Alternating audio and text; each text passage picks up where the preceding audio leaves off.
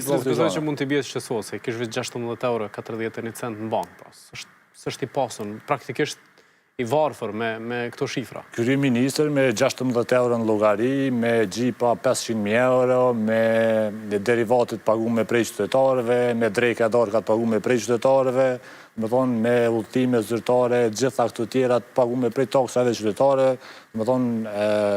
është një diçka cilën ligji ja jep, ky është frytëzon, mundet edhe me pas populizma të tij çfarë dalin këto, edhe që është e drejtë e tina, çështje se si e shpenzon pagën e kryeministrit është kurse ne shpenzon ku e qënë, është e drejtë e tina personale, por që nuk mundet me u thirrë në këtë çështjen që unë i kam këto s'kam pasuni, për shkak se gjithë pasunit shtetënore është të i shfrytzu ditë edhe natë, edhe ato në luksin më të madh që nuk ka qenë ndonjëherë tu fillu prej makinave dhe prej gjitha tjera. Dhe më thonë është tashmë dukuri e dukshme që shifet edhe rrugëve, edhe në ambiente ku i mbajnë konferencat dhe të tashmë lëvizja vetëvendosje prej dikur, kur i mojshëm mbledhjet e lëvizjes në për sallat vogla, e cilat çdo mbledhje këshillit përgjithshëm bëhet në Emerald, bëhet në ambiente që kushtojnë me mira euro rezervimet e tyre, por që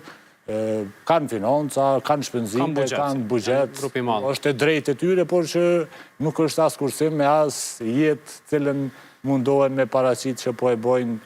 Mund bëhet fushat me situatën mirëqenjen e kryeministrit. Ty që jo, do me thonë ty, kur i merë shpenzimet edhe si parti, edhe shpenzimet si ministra, edhe në derivat, edhe në makina, edhe në drejka zyrtare, edhe udhëtime zyrtare, edhe gjithë shka, është jetë super shtrejt, super luksoze, dhe qa i ofron popullet, i ofron kosë gjedjes, ka 100 euro, ndihma jep disa shtesa cilat janë të dobishme për ata që i marrin, mirë po në krahasim me ata se çka japin vetës, edhe çka japin qytetarëve është dallimi sikur dita më natë. Qytetarët thonë që janë duke punu në ruajtjen e mirëqenjes, me pako ndihmëse, me çmime tavan, një projekti që u miratu në kuvend, edhe mund kemi së shpejti një pako 2.0 për përballje me inflacionin.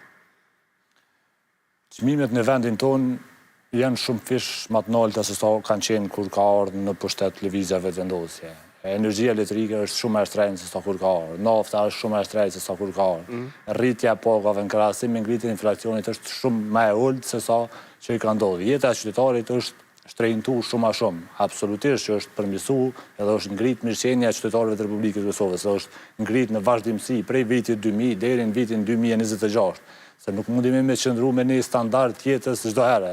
Janë rrit pagat edhe në sektorin privat, edhe në ato publik. Janë punësu shumë a shumë kanë migru në vendet tjera edhe nuk jetojnë më këtë, binë ma shumë remitenca në vendin tonë, shpenzimet janë shumë ma të larta, por që